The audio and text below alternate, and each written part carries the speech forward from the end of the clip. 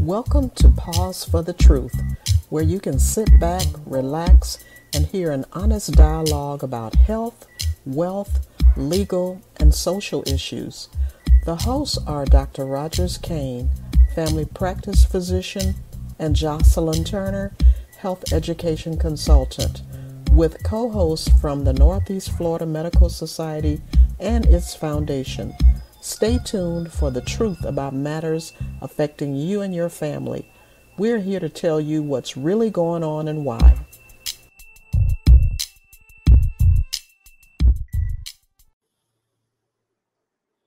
Good evening, everyone, and welcome to Pause for the Truth, the podcast that tells you what's really going on and why.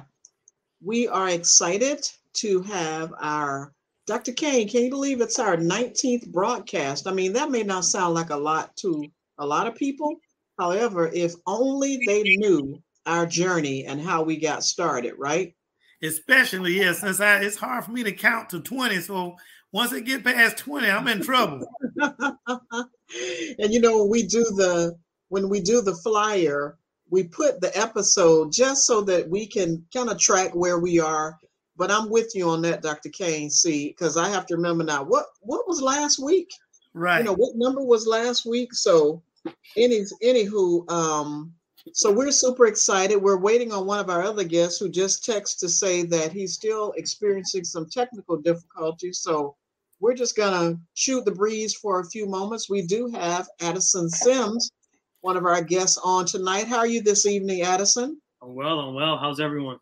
Oh, so far so good for a Tuesday, counting down. Okay, so does anybody feel the same way as I do? It looks like December just started like 5 days ago, and it's already the 14th. Anybody else feel that way? Yeah, it is zooming. Well, the actual December is zooming, but these Christmas holidays look like they started in June. You know, with all the, with all the Black Fridays that we kept having. You know, look like every month we had a Black Friday. So and somebody was telling me today that they've even seen Valentine's decorations or cards and things out already. I'm like, what? We haven't even gotten past my birthday next month. What is going on? Is that a way to remind me of your birthday? I did that, didn't I? I just slid it right on in. That you slipped it right through. Is my birth month. Well, I think the thing that we can talk about now while we wait for our other guests to join us, and hopefully he'll be able to get on shortly, is how important it is for us to be safe and watch our backs while we're out. You know, to remind our loved ones that unfortunately there are bad people out there, and bad people who are looking to, and so we need to make sure that as you're going out doing your shopping, that you are paying attention, watching your back, looking over your shoulder. And ladies, you know, I have to remind myself as well, don't take every credit card that you have out with you on every shopping expedition, because somebody could easily grab your handbag. And did I just age myself when I say handbag? Your purse. Yep. And now they have access to your driver's license, your birth certificate, your social security card, and your 10 credit cards. So really try to limit how much you have in your purse to give thieves less to do. Now, and I can tell you, I can share, and then our second guest has joined us, but just to share that I made an investment a couple of months ago, and I'm not promoting a Ring, and I purchased a Ring camera. And sure enough, I woke up the next morning to see someone trying to break in our cars. And so I'm laying overnight, you know, I'm snoring, and to wake up the next morning and see that somebody was trying to break in my car. So people, it's that time of season. So tonight we are pleased to have again Addison Sims, and Corey O'Neill has joined us. How are you this evening, Corey? Doing good. How are you doing, Miss Jocelyn? Doing just wonderful. And you can just say Jocelyn tonight. I know you try to be, I know your mama and grandma raised you right to respect your elders, but it's okay to just call me Jocelyn tonight. Okay. And so we are pleased to talk about a very serious subject with our guest tonight. It is something that since I started working with these two gentlemen, I had not paid that much attention to, quite frankly. And so I'm super excited to hear from them, and hopefully you'll learn from them. And of course, we'll let Dr. Kane slide in there, his expertise as our local family practice physician, to talk about gangs and gang prevention. So I'm going to start with Corey. Corey, does Jacksonville have a gang problem? Most definitely. I know for years it has like went under the radar, but now I would say about statistically 60 to 70% of crimes and violent crimes and murders that happen to our young kids, our youth, are gang related. So it's a serious problem. Yeah, right before we started the show, I was watching the news, and they were saying that 2 people showed up at the hospital having had with gunshots. And so I'm sorry, Corey, I know you want me to think of you in a more positive manner, but I thought about you and I wonder if those are any of Corey's clients, because sadly, that's the reality that you've shared with me. So yeah. Addison, you know, a lot of what we talk about or hear about, and either of you can answer the question. I just said you because of a conversation that you and I were having the other day. And Dr. Kane, I promise I'm going to bring you into conversation, but let's talk a little bit about adverse childhood experiences, because I believe, now nobody's told me, but I believe that a lot of what's happening with our youth is as a result of things that may be going on in the house and on in the household. Can you talk about that? Yeah, I'm sure a lot of people have heard of it, maybe they haven't, of an ACE score, adverse childhood experience. That's the ACE. And it can be anything, any type of trauma, any type of happening, tragedy, event that's negative. So, you know, it can be witnessing domestic violence in the home. It could be witnessing interpersonal and community violence. It could be witnessing violence at school. It could be abuse or neglect from any type of caregiver, whether a parent, a grandparent, you know, an aunt, an uncle, anything. And when you have those negative experiences, they do have, you know, some consequences on how your mind develops. And if you know, don't acknowledge or, you know, handle that negative impact on your mind, you are more likely to repeat the patterns you witnessed.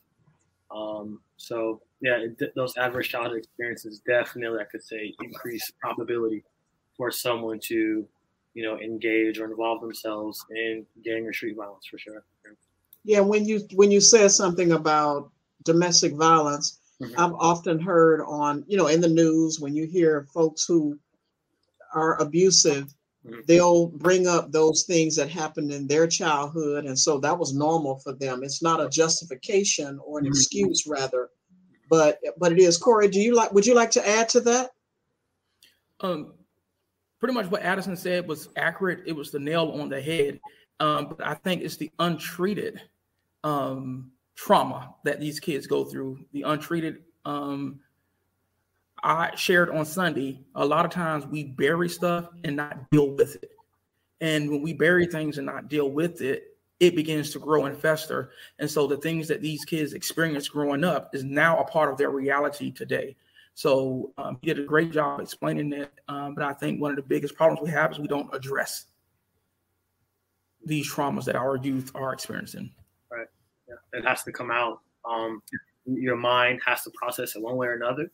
It can be positively, you know, through conversation, venting, therapy is the ideal solution, or at least attempt to deal with that.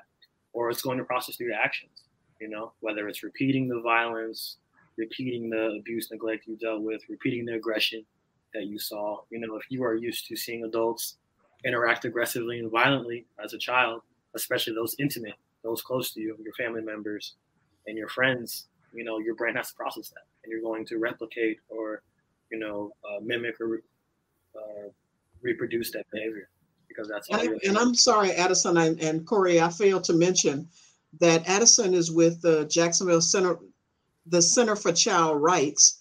and Corey is with the Partnership for Child Health. So forgive me for not acknowledging the organizations that you're with. Dr. Kane, did you have a question?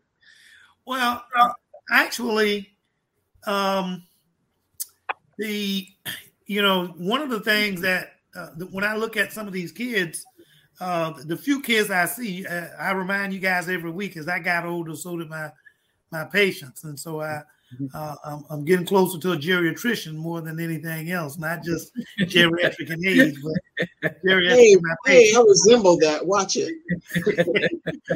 However, I do one of the things when I was growing up, or I shouldn't say growing up, when I was maturing as a physician, I always looked to see a change in behavior in the kids at home, or kids that I did know in my office. Look for changes in their behavior to see if they were experiencing any trauma, at home that they may or may not have talked with their parents about. Most of the time, they hadn't talked with their parents about it. But then also sometimes I always had to look for child abuse within the home in itself.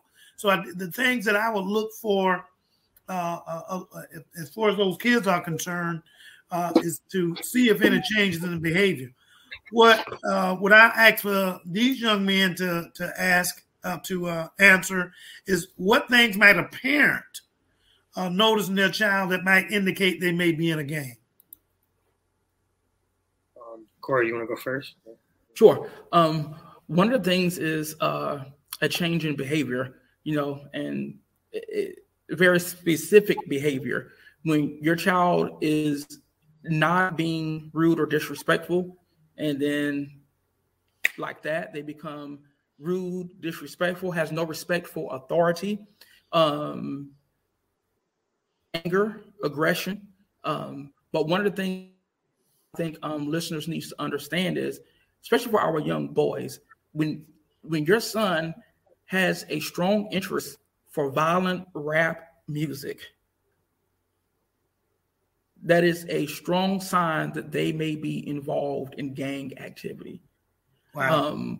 One of the cover-ups for gang activities in Jacksonville is their entertainment groups.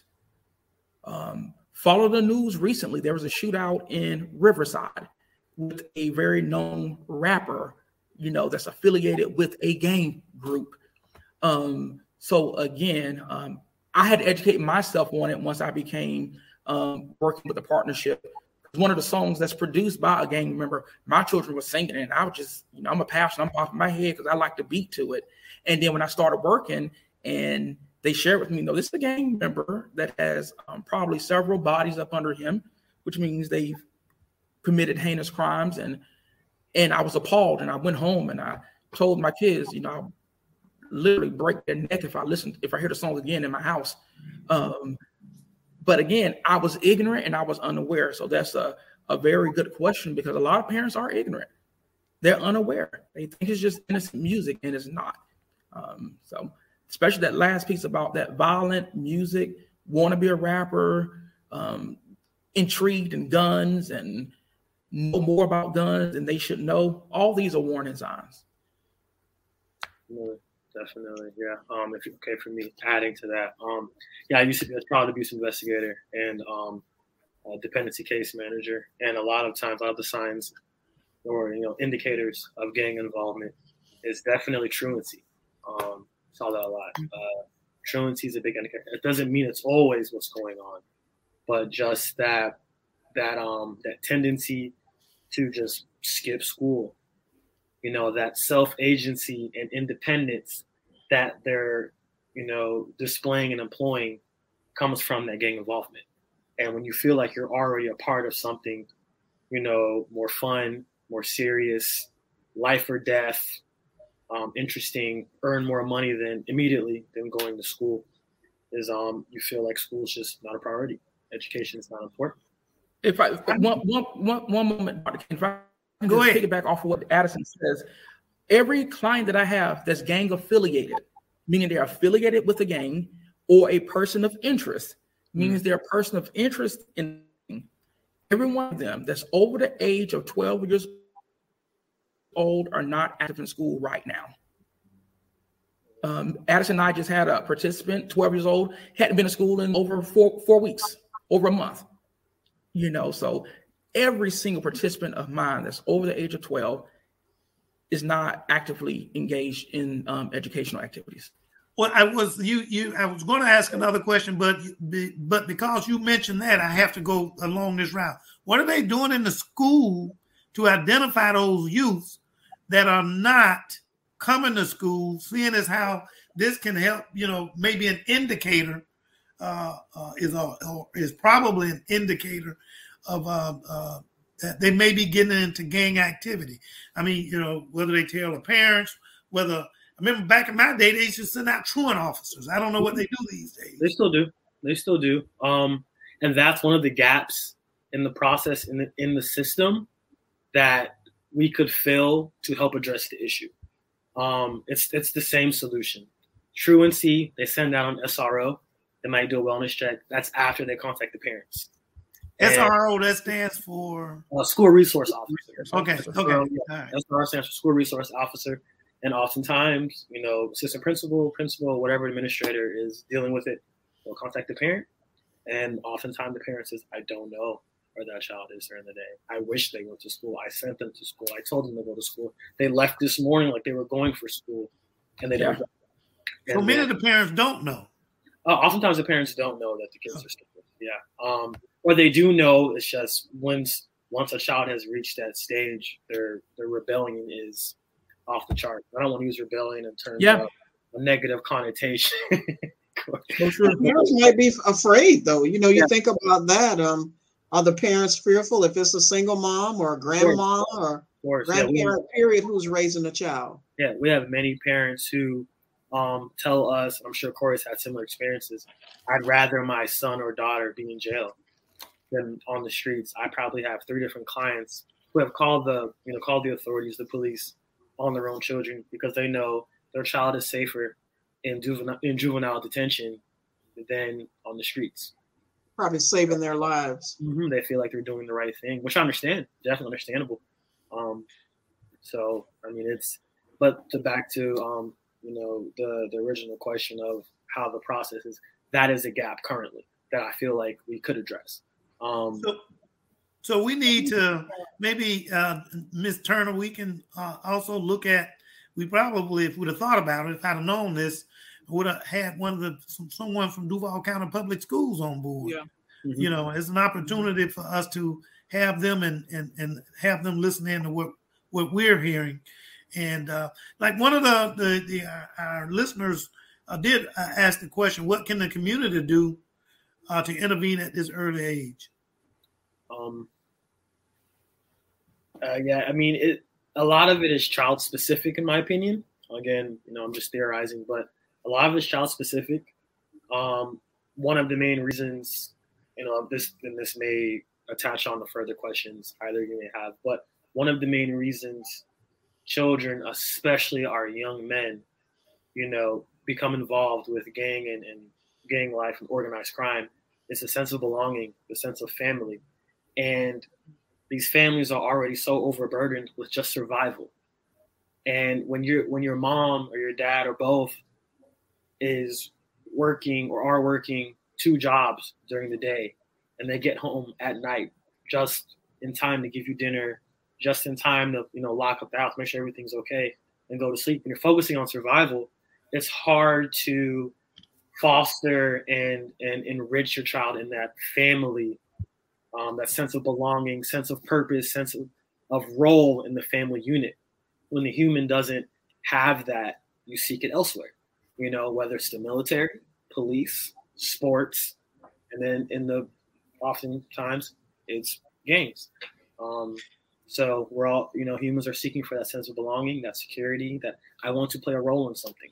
I want to be instrumental in a bigger picture than me, whether it's, here in Jacksonville, Florida, where a child joins a gang or, there's a connection, not the same thing, or whether it's a child in Somalia, a teenager in Somalia who joins Al-Shabaab, a militant extremist group. It's the same concept. It's that sense of belonging. It's that purpose. And when you live in, a city that has a strong, urban sense, and you feel like I don't have much purpose. I don't have much of a future. This is all that's around me. You're going to join it. There's always the likelihood you're going to join it. So as a parent, I found out my kid's in a gang. Am I wrong to feel that that's an indicator of me as a failing parent, a parent that has failed his or her child? I don't believe so. I think there's definitely an opportunity to further, look into it and see about different actions you can take. But I don't think it's a failure, because at the end of the day, we are all, sentient beings that make our own decisions, whether you're a minor or an adult, and that child doesn't have to join that gang. It's an opportunity to possibly attempt to do more, but that doesn't mean you fail. No, I mean, the grips of, vices in this world, in our communities, are strong, and they reach. And, the gang is going to be, not the specific gang, but the gang lifestyle and the streets and crime has been a vice and societal ill since the beginning of time, and always will be. So it doesn't mean you're a failure. No. Very good. Very good. Ms. Turner? Are youth of color more involved in gangs or youth violence than others, Corey? Most definitely. A caseload of 22. Right now, only one Caucasian is on that list, and the rest of them are African American. And I think that goes back to environment, influence. The question was asked, what can the community do to intervene at an early stage? Is get back to a sense of community, because growing up, I didn't have a father. Not by choice. My dad died when I was 1. My mom was pregnant with my sister, so she had 5 babies, 11-month-old twins, and she was pregnant when my dad passed away. He was sick, but my grandfather stepped in. But I had a coach named Michael Dortch. He coached me from baseball, from 8 or 9 all the way through. I got to high school and decided baseball wasn't what I wanted. But when I got out of school, we all had to bring our homework to the bleachers, do our homework, and Coach Michael was a math whiz. You couldn't go to practice until you got it right, until you finished your homework. And then when you got done, you went home. If your mom worked at night, he would tell you, if I ride by here, you outside the house and put something on you. He wasn't related to us, but it was a sense of community. So my mom didn't have to threaten us with the police. I'm telling Coach Michael Dortch. Mm-hmm. And after he makes us do 6-inch killers and run, but even though my father wasn't here physically, I had a surrogate father in the community. And I think we lack that. My son played football up until maybe 4 or 5 years ago, and he stopped, because it was no sense of community. The coaches are cussing the kids now. They're more worried about winning. The parents fighting against the coaches. The atmosphere is not right. And so my son stopped playing. And then he decided to play again this year. When he got to middle school, he's a beast on the football field. But I believe if we can get back a sense of community back in our African American communities, we can see our communities get back to what it once was, a sense of community. Yeah, investment. It takes a village, I remember those days, excuse me, Ms. Turner, but I remember the days, exactly what you guys are referencing. Miss Inez would be across the street looking out the window and see what was going on. I sometimes I hated when I went shopping with my parents, because they may have run into one of my school teachers while we were shopping. Mm-hmm. And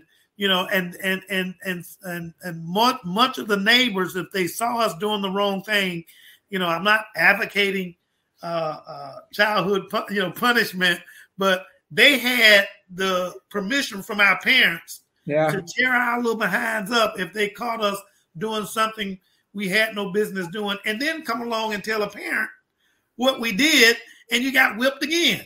And don't let mom get on before dad, because she would whip you, and then your dad would whip you. So, it sounded very wrong, or I guess some of these parents may think that corporal punishment like that is very wrong, but I didn't turn out that bad, and I'm not beating up on people, or maybe because I'm too short to beat up on people, but still, I never did try.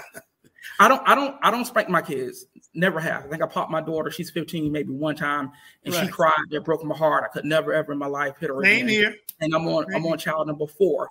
But I think I got beat so much growing up. I got enough beatings for me and my kids and my grandkids. but it was a different time. It was the rod of correction though for me. I just believe there are other options and other ways of discipline. And I do believe I believe that corporal punishment is all right, but I believe that how people discipline and punish their children has a negative impact on aggression and anger now, beyond the spankings, Addison and I just had a Lord, please forgive me. Addison and I just had a incident Friday where the mom called her sons, y'all ended up with some, excuse my French, bitch ass niggers and get out my yard. To a 12-year-old and a 16-year-old. I understand mom's frustration, but what is mom dealing with so bad that she went that low when it came to her sons? And it becomes a cycle. So now exactly. How the sons communicate, that's what they're used to dealing with. And then mom gets mad when they communicate with her like that. So they communicate like that? Of course not. Of course they communicate with their mom like that. But if that's all they've seen, what can you expect? You have to lead by example. And it becomes a cycle. They know. Yep, and everyone just triggers everyone, and it becomes a cycle. So adverse childhood experiences like youth violence are associated with negative health and well-being outcomes across the life course. Of course. And disproportionately impact communities of color. Right. Does youth violence increase the risk for certain mental or physical health issues? Of course. I mean, not to get too scientific, but if these youth, these young men and women, when it comes to street violence, gang lifestyle, one thing that you can never remove from it is the sense of your safety being compromised in the moment, way more than what a child should expect, ideally speaking. You shouldn't be worried about you dying on any given day at all, ever, let alone a child. Let alone any type of minor or an adult, anyone. And when your brain is still forming, you're still growing, you're still developing. It's so negative for your development. It's so hindering to have your cortisol levels, your stress and fear hormones to be so high all of the time. And if you are constantly scared for your own existence, your own safety, your own well-being, it's going to have a negative impact on your physical and mental health. We have, the exponential increase in ADHD, the bipolar disorder, everything, because these kids are so worried. These kids are so scared. They're stressed. They're anxious. The anxiety is unbearable, and we have so much external stimuli. The social media. We have the access to a supercomputer in our hands, in our pockets. So when you're constantly taking in so much information, and the majority of it isn't positive, it's going to have. I'm glad you mentioned that, Addison, because you're right. I forgot about social media. I was going to ask. It's readily available. You know what I mean? And one question I wanted to ask you, and I didn't mean to cut you off, but I was just so anxious to ask the question that I meant to ask earlier to both of you. Are most of the youth violence that you see males more so than girls, and do you ever see females? It depends on how you define violence. So statistically speaking, last time I checked, it could have changed. Statistically speaking, the young females in school fight more than the males. I missed that. What was that? In junior high, the young ladies fight more than the males. Okay. And some of that is because the males don't fight at school, so it's hard to record. There's no statistic for that on when they're fighting. The only stats you can pull are arrests. But in school, in the school system, especially Duval County, the young women fight more than young men. So violence in terms of gun violence and arrests, yes, males. But in school, the girls fight more. But girls attend school more than the boys. So there's no way to really quantify that, that concept, statistically speaking. I honestly think it's about even. I mean, we can just put it frank. Girls don't use guns as much as men when they harm each other. And, so. One of our listeners just said, why do we continue to suggest that social media has this amazing negative effect on youth? I don't believe social media has a negative effect. I believe it's what they're viewing on social media. Social media is an arbitrary tool. It can be amazing. We work through our phones throughout the day. I touch a computer probably 10% of the time on my phone most of the time. It's not social media. It's what they're choosing to view on social media. I don't think social media has a negative effect. I think it's the media overall, being cognizant of what we allow our children to look at, which allow our children to listen to. Again, I'm kind of like an old school kind of parent when raising my kids. I have to prove it before you view it. Kids now always have earpods in their ear. Every now and again, you have to say, don't press pause, give me the earpod. Let me hear what you're listening to. Let's see what's going into your ear gate. Let me see what's going into your eye gate, because that produces who our children are. And going out every other Thursday, I go out with JSO, customer notifications, and we go and we knock on doors of suspected gangs members or people that are persons of interest in the gang. And we've seen, I would say, since I started going with them in April, Jocelyn and I probably seen an increase. Probably from May to July, I probably seen one person that was female that we went to, but more and more we're starting to see at least one every time we go to a custom. And these are people that have been, these are women that have been shot at. These are women that are shooting. These are women that are active in gangs. And the youngest I've seen was 13, the female, and it goes up. So what's the youngest male you've seen? The youngest male I've seen was 11. Wow. Well, it's pretty obvious that it's not social media in itself.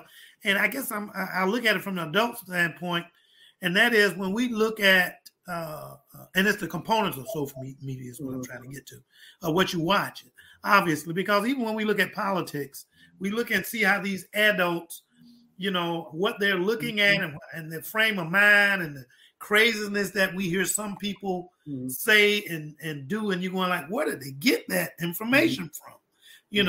And we've talked many times, Ms. Turner, as you know, we talked many times about, I'll use COVID as an example, with the outlandish so-called facts that the people get from social media that has no basis whatsoever. So when these kids who should be better at discerning, are not as good as their parents or older adults should be at discerning what's facts. If they go, if the parents believe in it, I can understand why younger folks can go to the, for lack of a better description, the dark side of social media. It's attractive. It's a learning. But one thing that Corey said that, we didn't really comment on, we shook our head, but I want to get back to it for a real good reason. And Dr. Kane, you kind of alluded to it. The way adults carry themselves, children are watching. Yes. So you look at politics, how before politicians, no matter what side of the coin you were on, you would at least respect one another. You may differ in your views. However, one thing that you had in common was you cared about what happened in this country, or you cared about this country. So if nothing else, you came together for that reason. When we see so much bickering and fighting, when Corey mentioned about the coaches, the coaches are fighting, the parents are fighting one another because it's all about a win. It seems that that's what it's all about now, about winning. And so if our children are seeing us adults act like that, then how could we really tell them it's not the right way to act? Because quite frankly, what can we say if they say, well, you do it, and we can't, nor should we use the excuse, well, I'm grown, I do what I want. No, what you're doing is you're teaching your children that behavior is appropriate. Wouldn't you all agree? Well, that's what grown folks do. If you restated what you just said, you know, I'm grown. That's what I can do it. Well, that's what grown folks do. So one day I'm gonna be grown, so I might as well get the practice in right now. and just to piggyback off of what you said, Jocelyn, one day we were on some notifications, and we were pulling up to a home to talk with this father about his son potentially having gang activity. And so they sped off. So of course the police jumped in, went after them. We pulled them over and everything. But the way this dad showed out in front of JSO while his son watched it terrified me, because you've just given your son the green light to do that to JSO. And what is going to be the police's reaction? I pray to God that they don't feel threatened. Right. They don't have the need to feel like they have to use lethal force. But you've just literally given your son the pass to literally show himself. And think about Jordan Davis. Right. Think about our Trayvon Martins. Think about our young black men that are, you know, we deal with the gangs, but we also have to teach our young black men how to survive, period. Right. How to have proper interactions with the police. And you just showed your son he's already on the police radar for being involved with some kind of gang activity. Yep. And now you've just shown him how to show himself to authority, to the police. With my dad's approval. Exactly. That's key, right, Dr. Key. With my dad's approval, because he just showed me how to. Well, you know, there is a question coming in. You guys may not be able to answer it, but you have to throw it out there. Why is it so easy for black youth and maybe just anybody, but why is it so easy for them to get guns, as many guns as we have in our community? We don't have a gun factory in our community. They're coming in from somewhere. Why is it so easy? Anybody would? You can get guns from anywhere. Yeah. I wouldn't even know where, though. So that's amazing to me when you say that, Corey. I mean, I would think legitimately I would have to go to a gun store. But for you to say I can get it from anywhere, that just blows my mind. Well, it's just contraband in any way. And, you know, you have to kind of shift perspective to someone in that situation. A gun is just a tool. A gun is protection, a way to earn money, you know, a way to defend yourself, a way to instill fear, a way to climb up any type of, you know, social ladder in that type of lifestyle.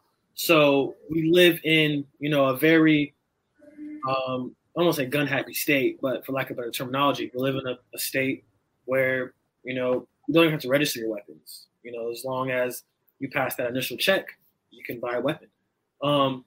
Guns are stolen. You know, I don't know the percentage, but majority of people who own guns own more than one weapon. They own more than one gun. And they're stolen out of cars, they're stolen out of houses. And you steal them and then you sell them. That's it. Or you know someone who have a criminal record, they buy the weapons and then you disperse them among your associates who need it. There's a gun shop on every corner. I'm not getting into the gun debate. But there's a gun store on every corner, just logistically speaking. And as long as you have a clean record and you have money, you can buy a gun. It's just a case of either waiting 3 days if you don't have a concealed weapons license, or getting it right there when you buy it. If you have. Well, I have to say this: there is a bill. I just got to say it. Being a bill before the Florida legislature right now, where it is, you know, it's just a kind of maybe eliminating, for lack of a better description, eliminating the need to go get a gun license and just a carry. A carry. You know, carry license, open and carry or something along. You know, like we're back in the Wild Wild West. You know, and I'm not so sure that, you know, the four of us and those that are listening, many of us may just think that that's crazy. But with the legislature that we have, I'm not so sure that would not pass. Oh, I think there's a very strong chance of that passing. Yeah. Because, so look at the scope of what we're discussing right now. We're discussing gang violence, teen and young men engaging in gun violence. And one of the proposed solutions is always going to be arm yourself so you can deal with it. Yes. So people are going to say, okay, since there are, criminals or people committing crime with weapons, I'll just have access to a weapon immediately. Yeah. Half of Americans own guns. Yeah. So I think education and how to properly store guns are going to be important. Some data from JSO, 80% of gun crimes were committed by a stolen gun. Yep. Wow. Yeah. So protecting we tell people all the time to keep your guns locked. And there are people keeping them in their cars and not locking their cars. 90% of the guns stolen are stolen out of the vehicle. Yeah. And so it makes it difficult to bring justice. And check this out. About a good 60% of guns that are used in crime have been committed in another crime. Mm-hmm. Yeah. So what happens is Addison, and what these young kids don't know who's joining gangs, Addison is a gang member. Addison kills somebody with a gun. Addison no longer has that gun. He gives it to me, who's 15. And the police pulled me over and I got this gun. I don't know where I got it from. Now they just linked me and this gun to a homicide that happened. Ballistics on it and everything. So you don't know the background of the gun, but that background will be attached to you if you have possession of it when you get pulled over by the police. And they may not think you did it. They know you know something. Right. You have to name at least where you got it from, and they're going to know either they're going to be the one that did it or know somebody. And some of them don't care if you're the one that actually did it. It's just exactly. Put away another. They got a gun. They got a suspect. They got another. I don't want to say what I want to say, but they got another. Negro in jail. Another one of us. Yeah. Right. So guys, how are communities affected by gang activity? Adversely, beyond adversely, consequently, drastically, catastrophically. We've seen public perception now. Black neighborhoods are characterized, and I'm not saying it's true. I disagree. I don't think it's true. Characterized by drugs and gun violence, and it's heartbreaking. It's horrible, but that's a public perception now. Don't go to that hood; you'll get shot.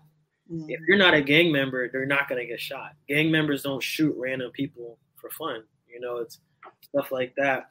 Whether it's the east side or the north side, or they call it, it's out east. If you're from Jacksonville, it's called out east. Right. But it's that's no man's land. Those are the bad lands. You'll get shot if you go out there. I lived in Jacksonville all my life. I go to east side almost every day. When I worked for multiple agencies, the state, everyone. I've never even been mugged. It's about your associations, what you deal with, who you know. That's true. And one thing, Addison, that Corey has taught me when he's gone out with JSO, and not obviously he doesn't tell me, specifically where he's going, but what he has shared though is gang members live all over Jacksonville. They don't just live on one side of town. No. And people think that when you talk about people characterizing certain parts of town as the bad side of town, and that's where gang members live. Am I right, Corey? Isn't that what you've shared? That's true. And last Thursday we went out. I shared this with Jocelyn as well. Last Thursday, probably median cost of the home we went to last week, probably the lowest house probably cost $300,000. We were in $500,000 home neighborhoods. Knocking on doors. You have moms whose sons are 14 and 15, just want to be in a gang, jumping out of 2-story windows out of almost $1 million home. And it friends from the east side run up and get them, take them. So it's spreading. And how does it affect our community? Let's go back to that shooting that happened in the Riverside. Riverside is a very nice community. They don't see violence, but they just had a shootout.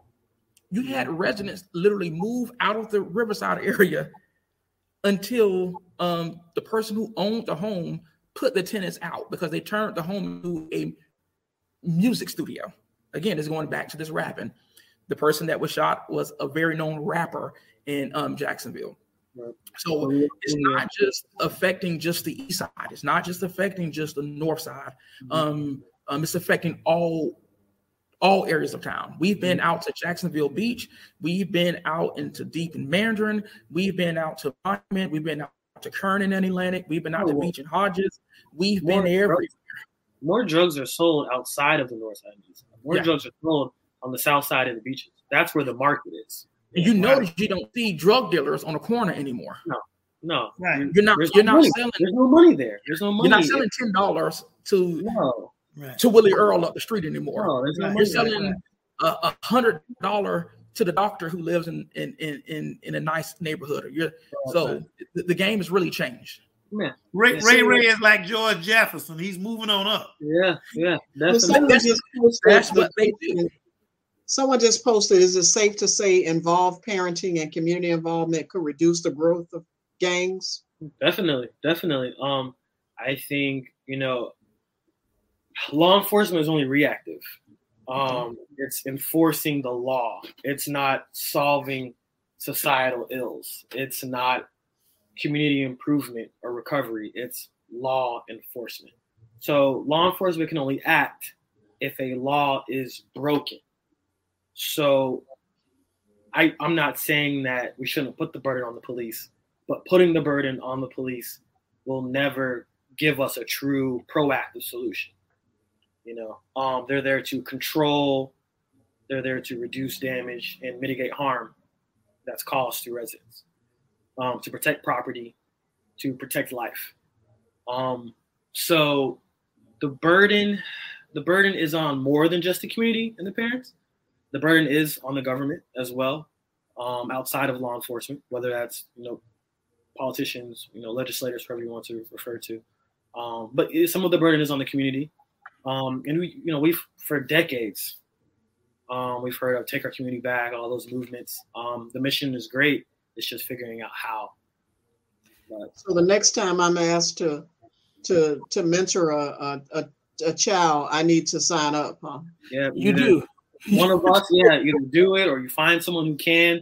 But the issue is those children who are even open to mentoring, those aren't the ones, cause gun violence. Well, Ms. Turner, you just raised the point that even one of the people that have chimed in on the discussion, they ask about what organizational tools are currently available to address parent and community involvement. And if I expand on that, it's like there's a lot of organizations out there that are more or less organized organizations. For instance, any of the Greek organizations, even the organizations that I'm part of, the Black Physicians in Duval County, there are probably psychological organizations, psych workers, social workers, yada, yada, yada. I can, ad infinitum, you can name various organizations, but how many of them are actually going out trying to help, as you guys mentioned? So that's where the youth and so on and so on. Right. You have SOS, Save Our Sons. You have 100 Black Dads. Right. 100 Black Men. 100 Black Men. I'm sorry, 100 Black Men. Yeah. So there are multiple grassroots organizations, but we need more. We need to create more. There are more kids. There will always be more kids than organizations can serve. So I'm going to probably get in trouble for saying this, but that's okay. Yeah, don't say it. I'm going to say it. I think a lot of our grassroots organizations got to take this image of making their name great off the table. Right. We have too many community partners or community leaders that's only trying to build a name for themselves, build a name for their organization, build a name for them to run for city council, getting their name in the mix and trying to be connected to the next sheriff or the next mayor. It's beyond, we're beyond that. We have young men. When I first got here, there was a 13-year-old here who had a hit out for his life because he made a rap video. I mean, they tried to kill him. His mom was a prominent vice principal at a school here in Jacksonville. No one knows this person is, but they had to relocate. Mom had to literally take her son. They had to move out of state. And so again, when I hear of when I hear of community partners, people working together in a community, is it about what you can do? Is it about what you can name? Or is it really truly about saving lives? Because I'll say it and I'll move on. If it's about saving lives, you'll do it without the grant money. Right. Yeah. If it's really about saving lives, you will do it without the cameras being there. Right. You'll make a difference. And so I'm the type person that get involved, that you can make news. Don't get involved because the news is there. Right. We know well, before Corey, before you get off, since you decided you want to get in trouble, let me get in more trouble. I think that you hit a mark, not necessarily about the particular group of people that I'm about to. Where's our city council? Where's our Black city council members? I don't hear anything from them until election time. And are they addressing? That goes for any of these offices that they want to run, whether it's state or local. We need to hear from them on ideas on how to help us tackle this problem, particularly when it comes to gun violence and as it relates to gang violence, and just gangs in particular, because a mind is a terrible thing to waste. I know that's an old saying, but when some of them, when they get off into these gangs, their minds are gone, and they could have been brilliant, have really smart people, smart kids. Oh yeah, led astray. Oh yeah, and we miss out on that talent as a society. Oh yeah, definitely, I agree. And we've had a few comments. One of my favorite nonprofit organizations, Gooder, says that the biggest challenge to support and help is not the number of groups, it's logistics. There is no one coordinating all efforts. And I think, we've had many conversations about the number of nonprofits that there are in Jacksonville. And everybody seems to think that their organization is better than the other. Like, no, how can we not compete, but really focus on the families we're trying to serve? Organizations are good. Organizations, another comment, organizations are good, but how do we get neighborhood folks to be more involved and build more social capital so kids have numerous positive adults they can rely on? Any of you, your thoughts on that? I think we have to coordinate. I think the answer is in our community. I think the answer is internal. The answer will never come from the government. The answer will never come. Exactly, Lorraine. What Lorraine just put. Exactly. We have to do it ourselves. The answer is within us. It's in our community. It's in our leaders. And I think we've become I'm just worried about my household society, not just the Black community, not just Jacksonville, not just Florida, the world in general. We've become a lower context culture. And when it comes to context cultures, is it about community and village, or is it about just you and your family? And due to technology just taking off and just the safety aspect, everyone just wants to be safe at this point. We're worried about just my individual safety. Well, you have to understand, if the community is safer, you're going to be safer. And and that's just the issue we're running into. It's bigger than just Jacksonville or Florida or the U.S. It's the world. We're too focused on we splinter. We're too focused on just our household, and it's a village. Your household is only as safe as your community is. So what are some prevention efforts targeted at limiting youth involvement in gangs? That exists already, or you're saying yeah. Corey can attack that. We're the only anti-gang prevention program in the city of Jacksonville. Wow. And what's that called, Corey? The Inspire program. Through the partnership of Child Health, our contract came through Kids Hope Alliance, which applied for it through OJP, which is federal government money. And I can tell you, we have a great executive director in Vicki Wadowich, but this even began to tickle the surface of the issues that we have.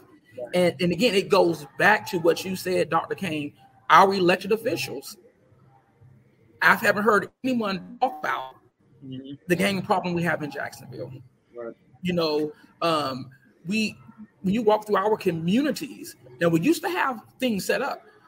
Pine Forest, here T. Jones Community Center is open every day when I went to Pine Forest Elementary Schools. How many of our community centers are non-operating right now? They're not operating. Team Up after school programs are decreasing. Team Up, gear up for the older kids. Look at the number of kids participating in parks and recreation. They're going down. So a sense of community and all these things to me are anti-gang prevention programs. But we've gotten away from community. Well, and that, when I mentioned, you know, when I brought in our politicians, it was not to say that they're the ones that only ones that can save us. Right. You know, one of our listeners, we do. I agree with them. We have to save ourselves. You know, we have to, as a community, as a Black community especially, we have to get involved and help save our community. However, we do elect officials and pay officials to help in that, with the guidance and help to be able to get some of the services and some of the monies that may be needed for us to do the outreach. You know, you two guys can sit here tonight and don't take this wrong way and preach to the heavens. You know, if you can't get that message out, right? Okay, right. And to a broader audience, you know, it may work well with the audience you do have, but it's something that we have to be able to get out to the broader community, and we actually do need our politicians' help. We need the mayor, we need the chief of police, we need and our city council, because this is our city. It's not just a Black city or a white city. It's our city that we need to go and step out. Everybody needs to do their part, including the politicians.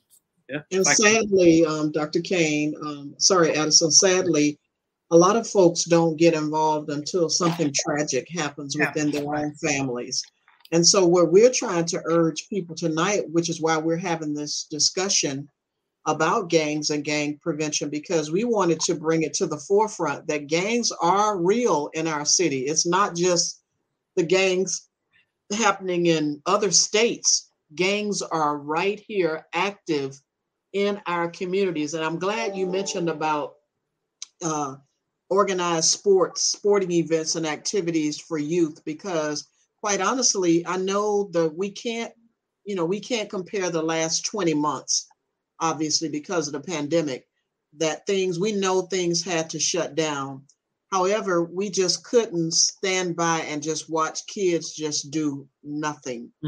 We need to be creative as a community to figure out what, as a community, can we do to keep kids engaged. And I'd even like to put this out, and I'm not sure if any of you can comment on it, but it's something that has been near and dear to my heart. And I actually have had the conversation with other people.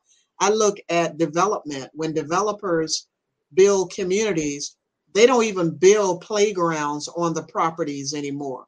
So where kids are supposed to play, that's when they start wandering out of their little neighborhood, going out looking for stuff. What's so wrong with building a playground on a property in a community so that children will have somewhere to play?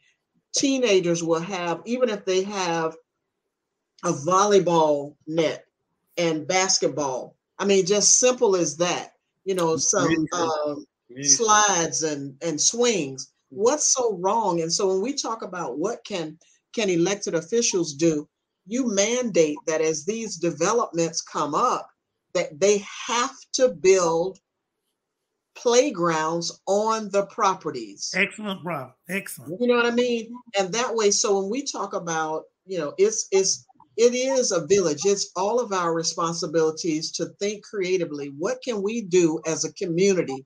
So don't just sit and listen like, oh, this is so bad, or oh, that's their problem. No, it's all of our problem, because just as I started at the beginning of the show and shared that at my own home, somebody tried to break in my car. And probably for the very reason that you all said, they were hoping that it was unlocked and hoping there was a gun inside, right? And the person drove off on a bicycle. Really?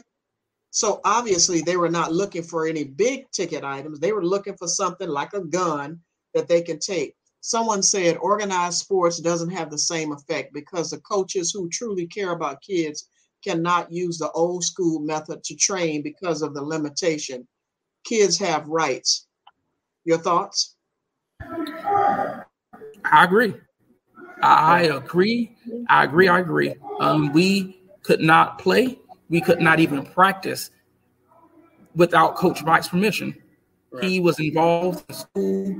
He set you down. Now it's all about winning. Mm-hmm. Right. It's not about building character anymore. It's not about building integrity anymore. I was thinking about you talking about the playground that was built. I definitely wasn't even thought of during the civil rights movement. But I thank God for the civil rights movement. But we lost something. Yeah. When we integrated our schools. We lost something. Integrated our communities. My brother, I'm from originally from Miami, not Miami, Fort Lauderdale. So I'm from South Florida. Right. But my brother brought something to my attention a few years back. And he talked about how these organized sports, football, how many of the teams were actually being endorsed by drug dealers. In other words, they're the ones that were bringing in all of the money for the equipment, the trips, and they were betting. Everything. They were betting on these kids as to who would win huge sums of money, thousands, $50,000. My team and all that kind of stuff, and it's just ridiculous as to what the role that they played in influencing those kids out there on the football field. We have to find a way that if we're going to do those sports, we got to find a way to hold those coaches and those team managers or whomever accountable to certain standards. And that's probably going to take something to do with, again, politicians and so on and so on. And thank you. As dismal as that may sound, Dr. Kane, that you're absolutely right. Sadly, we go to who we know that will fund some of our efforts. So I always say when it's election time, we need to make sure that we hold people accountable. We remember these conversations. We don't just talk about or vote for people just because we know them, or I'm going to say it, I'm going to get in trouble now, Corey, that they look like us. But we need to vote for people who really stand for making a difference in our communities and making sure that our children and our families are taken care of. No more chicken and watermelon. One of the things that somebody asked is how do you get in touch with they wanted a website for the Inspire program, and it's simply going to the partnershipforchildhealth.org, partnershipforchildhealth.org, and you will learn more about not only the Inspire program, but also about the other programs and services of the Partnership for Child Health, and also with the program that Addison worked with, the Center for Child Rights.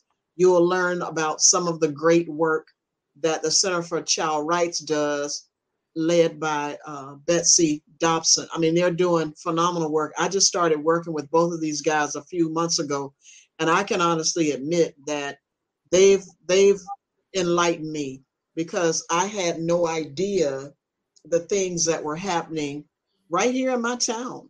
And it really is a sad conversation to have, but it's our sad reality.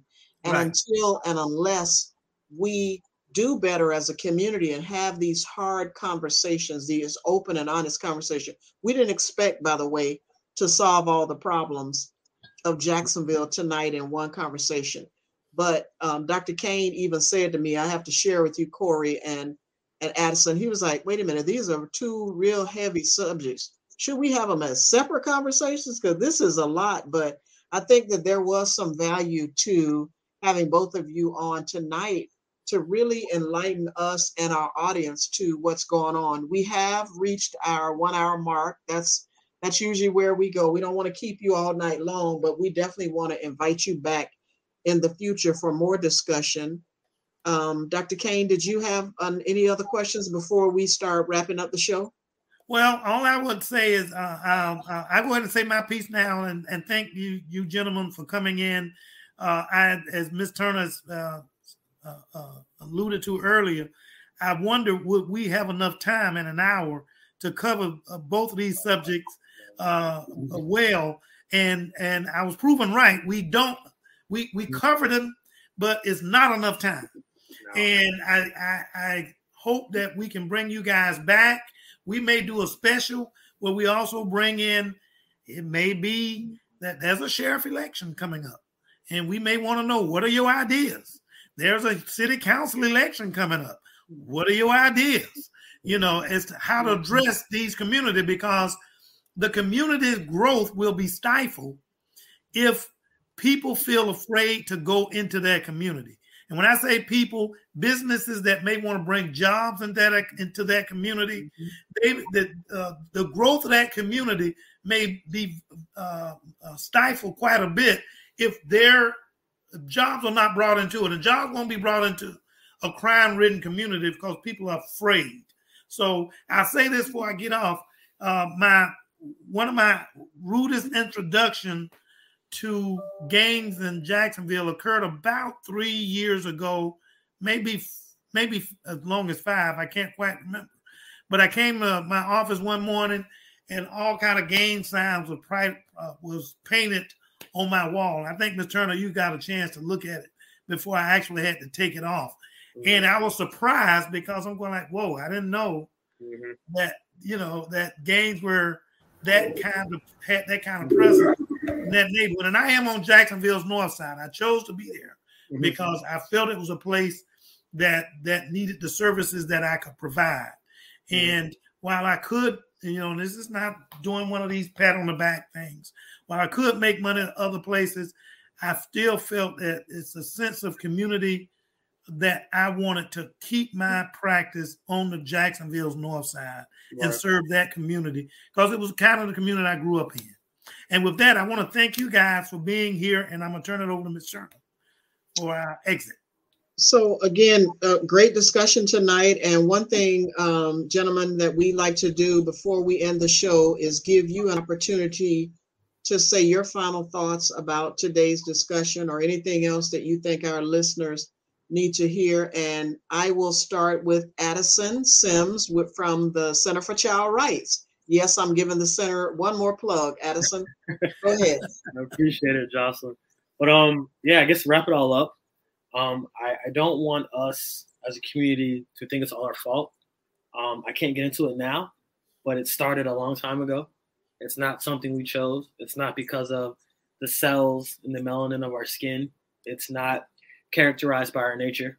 There are a lot of societal and institutional factors and contributing actions, intentional and indirect actions that led up to this. And it would be any people group's reaction.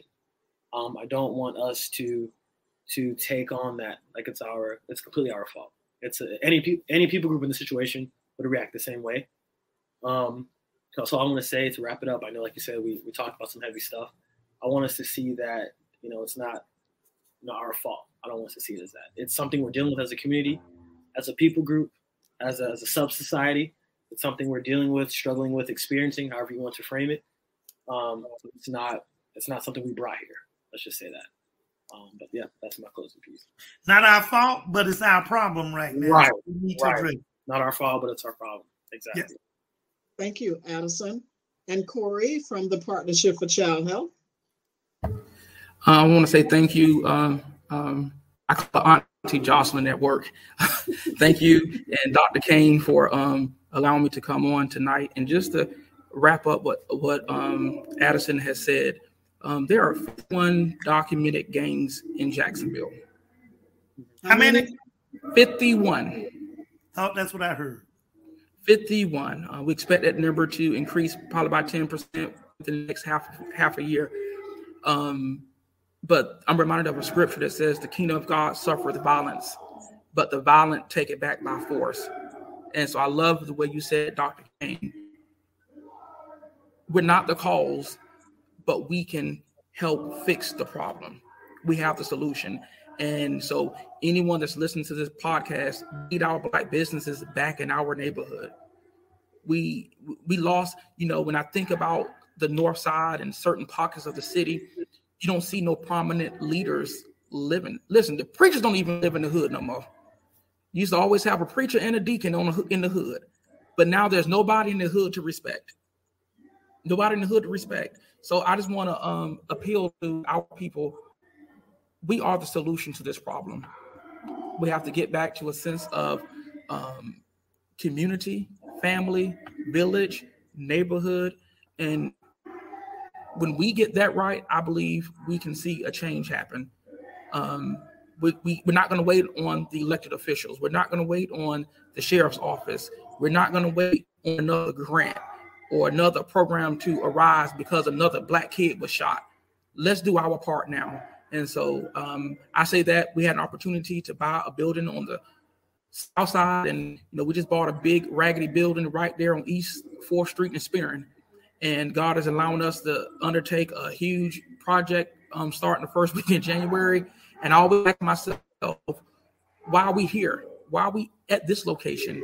And this quote came to my mind: making church people happy by your sermon, nothing, but getting a non-believer to give their life to Christ and think about eternal salvation is all. It means everything. So I don't want to focus my attention on someone that's already saved. I want to focus my attention on that child that does not have that hope. So I just put an appeal right back to our people of color. Let's invest in us. Let's get back to where we were before. Wow, thank you. And I forget about the pastor in Corey. Servant. Thank you so much for enlightening us tonight. Definitely not a conversation to end tonight. Definitely a conversation we want to have again in the future. To our listeners, thank you for listening. Thank you for chiming in with your comments. We really appreciate it. Again, if you have any ideas or suggestions for future show topics, please send us an email at info@pauseforthetruth.com. As always, stay well, stay healthy, stay safe. And thank you again tonight for listening. Don't forget the recognition for our technological guru. Call Tyrone Jackson.